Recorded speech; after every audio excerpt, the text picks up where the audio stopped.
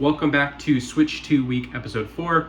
Pardon the slightly different background, but today I wanted to focus on specifically third-party titles and studios that will be contributing to the Nintendo Switch, not just for the games that are being released and confirmed now, but also long-term, their support for the system. So just to get it out of the way, there's a handful of titles that are third-party, a good amount actually that are coming to the Nintendo Switch, and a hefty chunk of those are also coming out release day. So you have stuff like Puyo Puyo Tetris, Hogwarts Legacy. But the thing that I find most interesting are games that are maybe a little bit more mature in nature, so something like Hitman or Cyberpunk, that are also going to be released on the Switch. In addition, those two games plus also Hogwarts Legacy and a couple other games that are pretty sizable are going to be interesting to see how exactly the Switch is able to handle them. Obviously, they've had to be downsized a little bit relative to something like a gaming PC, something you would buy on Steam, or even something on a PS5 or an Xbox One X. But I do find it interesting the fact that there is enough support, at least initially, for developers to put these games out on their consoles. Now, we did see something somewhat similar with the release of the initial Nintendo Switch, the first one.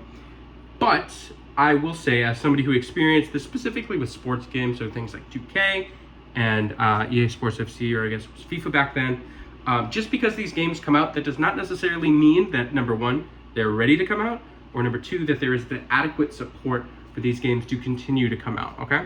So just off the top of my head, I have a bunch of, personal experiences of playing these games that are not necessarily Nintendo titles, that are on these consoles that have obviously been downsized or downgraded relative to the other consoles that they're sort of released with.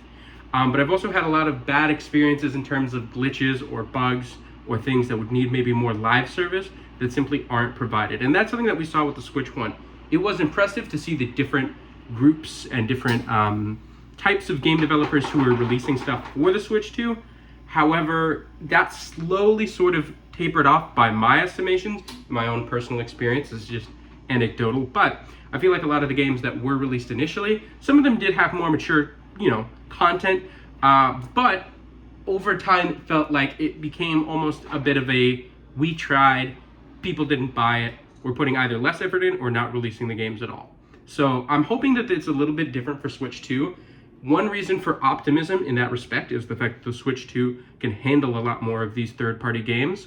So something like a Cyberpunk, again, will not be performing at peak power in comparison to something like an Xbox, a PlayStation, or a PC. However, I do feel like the majority of the game can be handled at a playable level. I think that you're going to see a lot of different, drops in terms of frames per second, but in terms of the overall quality of the game and the playability, it is there, which is probably something that developers are somewhat, that is what is enticing them to continue to release things or commit to releasing things on this console.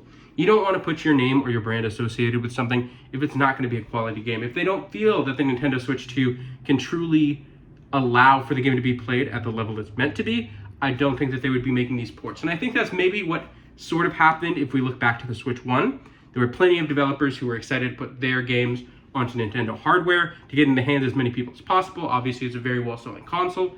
However, once they realized the true sort of technical limitations that the Switch had in terms of processing power, in terms of graphics, in terms of just general performance of games like that, the ability to have not a significant amount of storage, especially relative to the other consoles that were out at the time, I would understand why these developers would intentionally sort of wean off from producing games for the Nintendo system, just based off of those limitations. However, the Switch 2 has already shown to have significantly better graphics, processing power. In terms of storage, it is, I think, quadrupled, if not more, has significantly more storage, which would allow for more of these games to allow more of their game to be played. And I think that this is hopefully a good sign. Obviously, we'll see over time if there do any sort of personal experiences that people have in terms of performance issues or just general issues with the console processing sort of higher graphics, higher level games, that will then maybe, shake the sort of like enthusiasm that developers might have to put these games on the Nintendo console. But I think it's a good sign. I think it's a sign that this console will be significantly more competitive to the other gaming consoles that are out.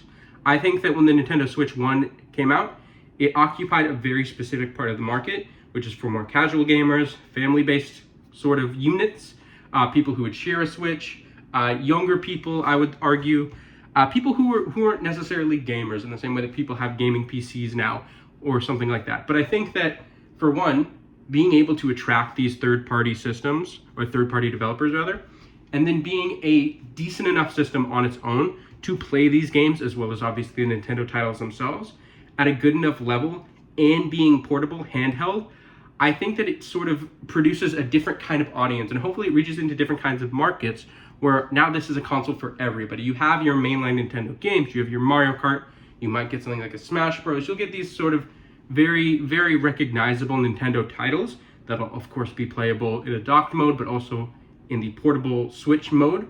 But you'll also be getting these titles that maybe people don't necessarily want to get just for their PC or just for their PlayStation, right?